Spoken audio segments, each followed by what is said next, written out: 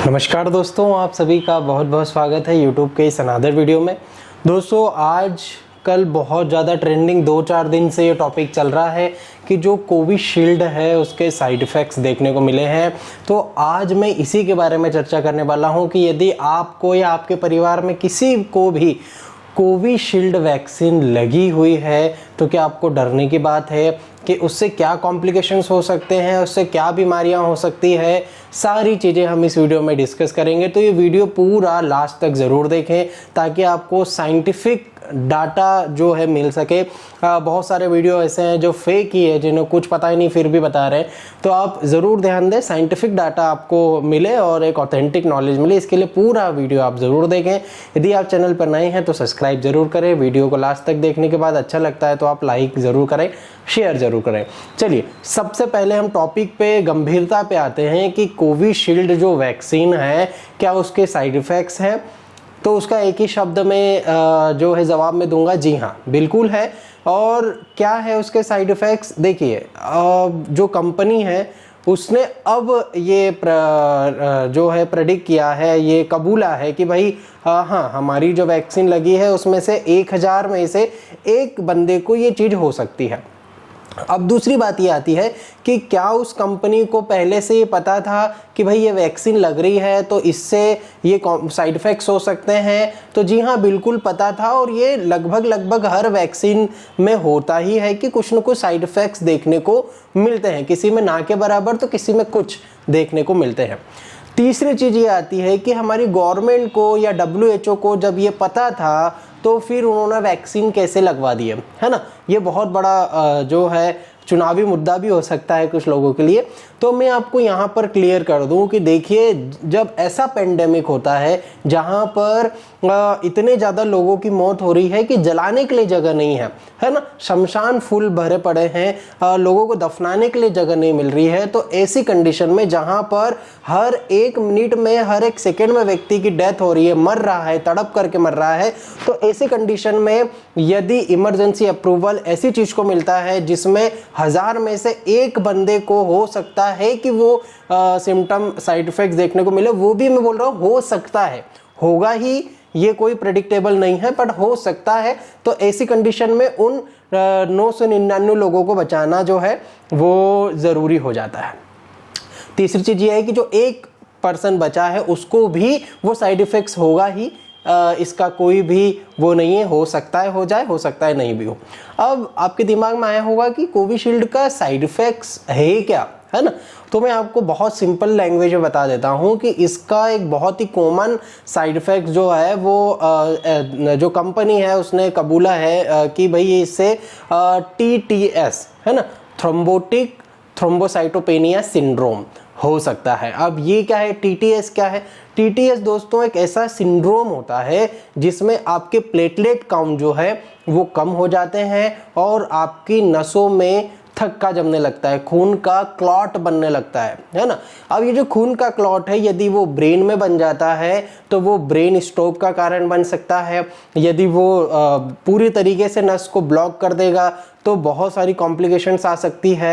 आपने कई बार देखा होगा आजकल आफ्टर कोविड बहुत से लोगों को जो है देखने को मिल रहा है कि भाई ब्रेन की नस जो है चोक हो गई उनकी, अचानक से वो घिर गए, अचानक से वो बेहोश हो गए और पैरालिटिक अटैक जैसा बहुत ज़्यादा आ गया। तो इसके अलावा यदि ये जो आपका क्लॉट है वो हार्ट की आर्टरी में, कोरोनरी आर्टरी में बन गया तो हार्ट अटैक का कारण बन सकता है। और यदि पूरी तरीके से उसने ब्लॉक कर दिया, क्लॉट ज़्यादा बड़ा था तो उसकी जो मात्रा है वो यदि बहुत ज़्यादा होगी तो सडन कार्डियक अरेस्ट होने के कारण व्यक्ति की डेथ भी हो सकती है। आफ्टर कोविड आप सभी को पता है बड़े बड़े जो नेता अभिनेता जो भी थे उनकी डेथ काफ़ी ज़्यादा हुई है ड्यू टू हार्ट अटैक, ठीक है। अब तीसरी बात आती है मेरे टॉपिक से रिलेटेड, एवियन के पेशेंट से रिलेटेड। हो सकता है दोस्तों कि आपको कोविड हुआ हो और कोविड के दौरान आपने कोई भी स्टेरॉइड नहीं लिया हो। यदि ऐसे बंदे आप देख रहे हैं तो आप कमेंट ज़रूर करें। आपकी स्टोरी। ठीक है, यदि आपको कोविड हुआ था, कई सारे लोगों को हुआ और 2-4 दिन 6 दिन का उन्होंने ट्रीटमेंट लिया और वो ठीक हो गए। ठीक है, उन्होंने कोई भी स्टेरॉइड नहीं लिया, बस केवल नॉर्मल PCM जो है आपकी आप पैरासीटामोल जो बोलते हैं वो आपने लिया और वो ठीक हो गए। ठीक है, तो ऐसे लोगों को एवियन कैसे हुआ? यही कारण था। हो सकता है कि आपको जो वैक्सीन लगी है उस वैक्सीन ने उस चीज को एम्पलीफाई कर दिया और हिप का जो ब्लड सर्कुलेशन है वो रुक गया, वहां पर क्लॉटिंग हो गई, जिससे नेक्रोसिस डेवलप हो गई और एवियन हो गया। ये कारण हो सकता है। ठीक है, तो ऐसे कई सारे कारण है दोस्तों। जहां पर ये क्लॉट बन जाएगा वहीं पर उस जो अंग है उसके सिम्टम देखने को मिलेंगे। ठीक है, पेट में है तो पेट दर्द, सिर में है तो सिर दर्द, आंखों में है तो धुंधला दिखाई देना, ऐसे कई सारी चीजें देखने को मिल सकती है। तो क्या हमें डरने की आवश्यकता है? एक ही शब्द में अगेन आंसर दूंगा, बिल्कुल भी नहीं।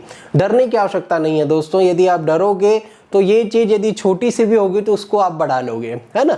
जैसे ये जो थ्रोम्बोसिस है ना, जो क्लॉट है शरीर में, ये हमारे शरीर में बनते ही रहते हैं और वो घुलते भी रहते हैं। यदि हमें कहीं चोट लग गई, किसी ने हमें मार दिया, हमें ठोकर लग गई, है ना, या कुछ गर्म चीज अचानक से हमारी स्किन पे टच हो गई, तो वहां पे आपने देखा होगा खून के थक्के बन जाते हैं, है ना। वहां पर नीला नीला, हरा हरा या लाल लाल दिखाई देने लगता है। तो ये चीज क्या है? ये चीज ब्लड के थक्के ही है।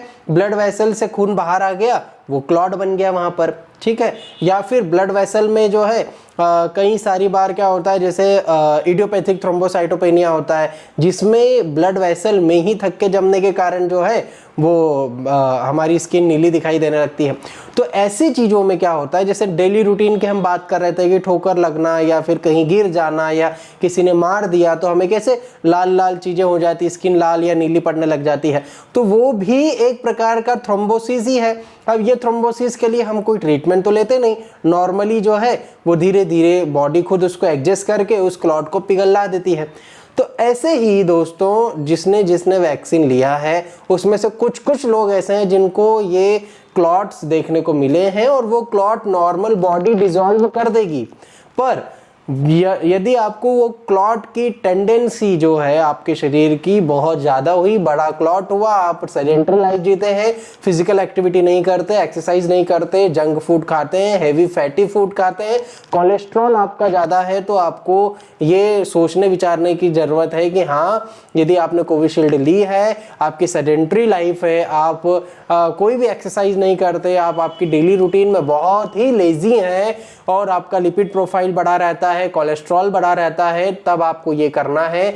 और इसके साथ में यदि आपको शुगर भी है तो आपको समझना है, आपको आपकी डेली रूटीन को अच्छा करना है, खाने पीने में फैटी चीज़ें, ऑयली चीज़ें कम कर देना है, अधिक से अधिक आपको रॉ वेजिटेबल्स खाना है, अधिक से अधिक आपको ऐसी चीज़ खाना है जिससे लिपिड आपका कम हो, मतलब फैटी चीज़ें कम खाना है, नॉनवेज बिल्कुल नहीं खाना है, चलना फिरना है, वॉकिंग करना है, एक्सरसाइज करना है। यदि आपको एवियन नहीं है तो आप बिल्कुल जो है बढ़िया दौड़िए और लगभग कम से कम 2 से 3 किलोमीटर डेली आप चलिए या दौड़िए, तो आपको ये चीज़ें धीरे धीरे खुद ब खुद डिसॉल्व होने लग जाएगी।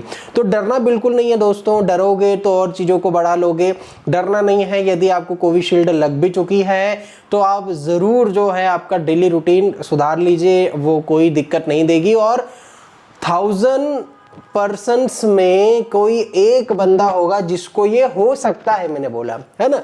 तो ऐसा नहीं है कि हम 1000 में से एक केवल इकलौते हम ही हैं, है ना, वो चीज़ नहीं है।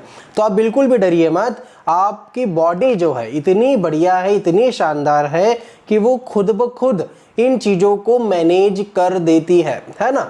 यदि उसके मैनेज के बाहर कोई चीज़ चले जाती है तब हमें वो बीमारी होती है ना। और उस क्षमता के बाहर कब जाओगे, जब आपकी बॉडी का साथ नहीं दोगे, जब आप एक्सरसाइज नहीं करोगे, जब आप सेडेंटरी लाइफ जियोगे, आप लेजी बन जाओगे, उस समय आपकी बॉडी भी फिर कुछ नहीं कर पाएगी, उसकी क्षमता बहुत कम हो जाएगी, है ना। तो अगेन आपको बताना चाहूँगा कि आपको डरने की आवश्यकता नहीं है। कोविशील्ड लग भी चुकी है तो आप आपका डेली रूटीन अच्छा कर लीजिए, कोई दिक्कत नहीं होगी। हो सके तो एक बार लिपिड प्रोफाइल करवा के आपकी देख लीजिए, कहीं लिपिड वगैरह बढ़ा तो नहीं है, आपकी प्लेटलेट काउंट तो कम नहीं है ना। तो भी यदि निकल भी जाता है उसमें कुछ बड़ा ऊपर नीचे तो मत डरिए, है ना, बहुत नॉर्मल फिनोमिना है। चीज़ें खुद ब खुद ठीक हो जाती है। 1000 में से एक बंदे को यदि हो भी रहा है तो वो चीज़ भी मैनेजेबल है। यदि आपको सिम्टम दिखते हैं कि भाई हेडेक हो रहा है या फेंटनेस हो रहा है अचानक, तो अच्छे बड़े हॉस्पिटल में आप जाइए, आपको वहाँ पर मैनेज किया जाएगा और अच्छी तरीके से आप ठीक हो जाओगे। जो खून को पतला करने की दवाई होती है या क्लॉट को पिघलाने की दवाई होती है, जो नॉन हिपेरिन से बनी होती है, वो दवाई यदि आपको डॉक्टर देते हैं तो वो खुद ब खुद डिजॉल्व हो जाएगा। बाकी आप आपके जनरल फिजिशियन जो भी हैं, आपके फैमिली डॉक्टर, उससे आप पूछ सकते हैं यदि कोई भी कॉम्प्लिकेशन हो रही है तो डरने घबराने की आवश्यकता नहीं है। जो थ्रोम्बोटिक थ्रोम्बोसाइटोपेनिया है वो बहुत रेयर कंडीशन है और ऐसा नहीं है कि कोविशील्ड के कारण ये नई बीमारी हो गई। ये हमारी बॉडी में होते ही रहता है अलग अलग कारणों से, पर यदि वैक्सीन के कारण हो रहा है तो हम इसको vaccine induce immune thrombotic thrombocytopenia बोल देते हैं। ठीक है, बहुत लंबा नाम है आपके लिए, तो कोई भी डरने की आवश्यकता नहीं है दोस्तों। कोविशील्ड लगी भी है तो आप बेफिक्र होकर के थोड़ा सा अच्छी लाइफस्टाइल जिए, और यदि उस वैक्सीन को लगने को 2 साल हो गए तो फिर घबराने की बात ज़्यादा नहीं है ना। आप बिल्कुल निश्चिंत हो जाएं। क्यों? क्योंकि ये जो वैक्सीन है उसका जो साइड इफ़ेक्ट्स है वो विथिन 45 डेज ज़्यादा देखने को मिला है, 45 डेज के बाद कम है ना। तो वैसे भी हम लोग इसको इतना अदरवाइज ना लें। दूसरी चीज़ आपको और बता दूं कि जब ऐसे पर्सन जिनको कोविड हुआ था उनको थोड़ा सा सतर्क ज़रूर रहना है। और कोविड में भी लॉन्ग कोविड का मतलब क्या है, महीने 2 महीने एडमिट रहे हम, है ना। तो ये जो लॉन्ग कोविड है उस कारण से कॉम्प्लिकेशन आपको हो सकती है। आप सचेत हो जाएं, लाइफस्टाइल आपकी सुधार लें। ठीक है, क्योंकि जब कोविड था, वैक्सीन नहीं लगी थी, उसके पहले भी जब हमारे शरीर में कोविड का वायरस गया था तो कोविड का वायरस की ये टेंडेंसी ही थी कि वो क्लॉट बना रहा था। आपने देखा होगा कि HRCT करवाया, डॉक्टर बोल रहे थे कि इनके लंग में जो है क्लॉट्स बन गए हैं, है ना। तो अलग अलग जगहों पर ये क्लॉट बना रहा था। तो कोविड की जो वायरस है उसकी खुद की टेंडेंसी ये है कि वो शरीर में जाके ब्लड की वेसल्स को चोक कर दे या फिर क्लॉट करवा दे, है ना। तो उस वायरस से बनी हुई जो वैक्सीन है, हो सकता है, मुझे नहीं पता, पर मैं आपको बता रहा हूँ कि हो सकता है कि उसकी जो कोविड है, कोविड की जो वैक्सीन कोविशील्ड है, उसमें कोविड का ऐसा पार्ट लिया गया हो, जिस लिपोप्रोटीन ऐसा लिया गया हो जिस प्रोटीन की ये टेंडेंसी होती थी कि वो शरीर में जाके क्लॉटिंग बना दे, है ना। तो उस पार्ट से यदि वैक्सीन बनी है, उस कोविड के उस पार्ट से, कोविड वायरस के उस पार्ट से यदि वैक्सीन बनी है तो इसमें ये टेंडेंसी हो सकती है। ठीक है, बाकी आगे आने वाले समय में और भी इस पर स्टडीज़ होगी तो और भी हम आपको नॉलेज देंगे। यदि आप चाहते हैं कि ऐसे ही वीडियो आप देखते रहें तो आप सब्सक्राइब ज़रूर करें, डरिए नहीं, ऑथेंटिक नॉलेज आपको इसी चैनल पर मिलते ही रहेगा। दूसरी चीज़ ये है कि होम्योपैथिक डॉक्टर होने के नाते मैं आपको क्या बोल सकता हूँ, 2 दवाइयाँ ऐसी बता रहा हूँ जो आप अभी ले लें तो आपको बहुत बढ़िया फ़ायदा होगा। पहली दवाई है थूजा आप ले सकते हैं। यदि आप मेरी दवाई ले रहे हैं तो फिर मत लेना, क्योंकि हमारी जो होम्योपैथिक दवाई है वो हम ऐसी बना करके पेशेंट को देते हैं कि उसके सारे जो नेगेटिव इफेक्ट हैं वो तो ख़त्म हो ही जाते हैं। और यदि आपने 3 महीने 4 महीने से ज़्यादा हमारी दवाई ली है तो फिर इसके लिए आप डरने घबराने की बात नहीं है। पर यदि आप ऐसे मरीज हैं जो हमारी ट्रीटमेंट नहीं ले रहे हैं तो आप क्या करें, आप थूजा जो है 200 पोटेंसी में ले लें। और थूजा 200 जो है वो लगभग 7 दिन सुबह सुबह खाली पेट 2 बूंद डायरेक्टली ज़ुबान पे गिरा ले, या मीठी मीठी गोलियों में ले रहे हैं तो 6 गोली जीभ के नीचे रख के चूसे 7 दिन तक लगातार, फिर उसको कभी ना लें, फिर ना लें उसको। ठीक है, इसी के साथ आपको लगभग, यदि आपने लिपिड प्रोफाइल करवाया है, आपका लिपिड बढ़ा हुआ है, तो एलियम सटाइवम का मदर टिंचर आता है। एलियम सटाइवम मतलब लहसुन, पहाड़ी लहसुन होता है, उसका मदर टिंचर आता है, उसको आप ले लें और इसको आप रेगुलर ले सकते हैं 2-3 महीने तक। लेना कैसे है, 10 बूंद आधे कप पानी में डाल के खाना खाने के आधे घंटे बाद आप ले लें। दिन में 2 बार लिया जा सकता है, दिन में 3 बार भी लिया जा सकता है। गैस एसिडिटी हो, ऐसी कोई प्रॉब्लम हो तो उसकी क्वांटिटी कम कर दें या डोज कम कर दें। आपके डॉक्टर से आप पूछ करके ज़रूर ये दवाई लीजिए, आपको बहुत बढ़िया फ़ायदा होगा। लिपिड भी कम हो जाएगा, कोलेस्ट्रॉल मैनेज हो जाएगा, छोटे छोटे थक्के हो तो वो भी खत्म हो जाएंगे। आई थिंक आपको ये नॉलेज अच्छी लगी हो। यदि कुछ भी समझ में आया हो लाइक कीजिए, नहीं आया हो डिसलाइक कीजिए। कोई क्वेश्चन है आप नीचे कमेंट करके पूछ सकते हैं। मिलता हूँ मैं आपसे नेक्स्ट वीडियो में, तब तक अपना ध्यान रखिए। नमस्कार।